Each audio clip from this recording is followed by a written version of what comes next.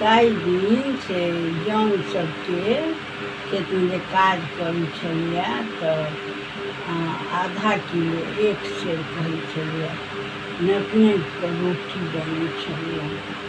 तऽ नापिके रोटी जे बनै छलैए तऽ ओहियोमे कतेक जे गृहस्थनी रहै छलखिन हेँ बड्ड होशियार तऽ की करथिन पकड़ि देतथिन, छोट रोटी बना देतथिन। तऽ ओ की केलखिन छोट रोटी तऽ ओकरा कनि की करै छलिए ओसब एके बेर खेलक तऽ रातिओमे नहि खेलक, कतेक खेलक कतेक नहि खेलक, जादे गरीबी छलैए। आ नून तेल मिरचाइ अँचारके राइ रहलै तऽ राइ देलक, अँचार देलक, आ तऽ सादा रोटिए तरकारी खाइ काजे करऽवला। ताहि दिन से मोटगर आधा आधा किलोके बनै छलै, हमहूँसब बनेने छी। तऽ ओहिमे पकै छलै तऽ कहलकै कि ओ जे रहै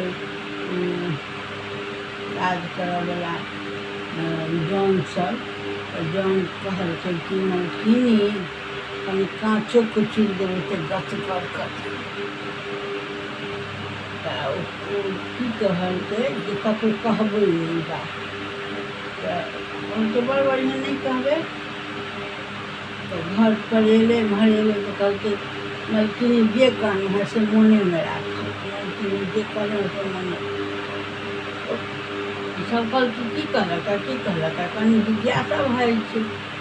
तऽ ओ कहलखिन मलकिनी कहलखिन जे हमरा कहलक मलकिनी काँचो कुचुर देब कनि गतगर, काँचो कुचुर देब कनि गतगर मने पैघ कऽ गतगर। आब सब